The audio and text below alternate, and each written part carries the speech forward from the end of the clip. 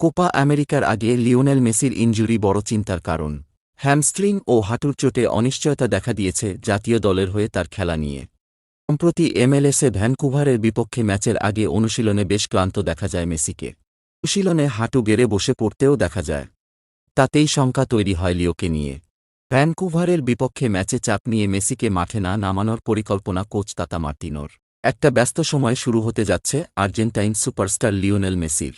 জাতীয় দলের ডিউটিতে কিছুদিন পরই আর দম ফেলার ফুরসত পাবেন না তিনি।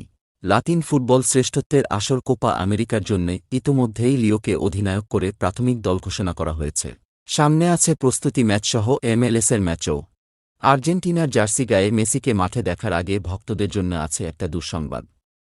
ইনজুরি যেন কোনোভাবেই পিছু ছাড়ছে না লিওর। ইনজুরি থেকে মাঠে ফিরে আবারও হাঁটুতে ব্যথা অনুভব করেছেন আর্জেন্টাইন মহাতারকা। এর মধ্যেই আছে মেজর লিগ সকারের বেশ কিছু ম্যাচ। এমএলএসে আগামী রোববার নিজেদের পরবর্তী ম্যাচটা ভ্যানকুভারের বিপক্ষে। ইতোমধ্যেই মেসিরা ম্যাচকে সামনে রেখে কানাডায় পৌঁছে গেছেন। তবে সেই ম্যাচটায় মেসি মাঠে নামবেন কিনা তা নিয়েও তৈরি হয়েছে ধোঁয়াশা। যুক্তরাষ্ট্রে কোপা আমেরিকার প্রস্তুতি হিসেবে গুয়েতেমালা ও ইকুয়েডরের বিপক্ষে মাঠে নামবে বিশ্বকাপজয়ী দলটা। এবার লাতিন শ্রেষ্ঠত্বের আসরে নিজেদের আধিপত্য ধরে রাখতে মরিয়া দলটা। আর সেখানে অভিজ্ঞ মেসিমারিয়ারাই বড় ভরসার নাম। তবে হঠাৎ লিওর হ্যামস্ট্রিং ও হাঁটুর চোট বড় চিন্তার কারণ হয়ে দাঁড়িয়েছে মেসির জন্য। এমএলএসে নিজেদের পরবর্তী ম্যাচগুলো তাকে মাঠে না নামানোর পরিকল্পনা মায়ামি কোচের।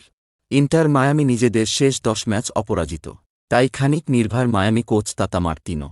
ভ্যানকুভারের বিপক্ষে তাই চোটাক্রান্ত মেসিকে মাঠে না নামানোর পরিকল্পনা দলের।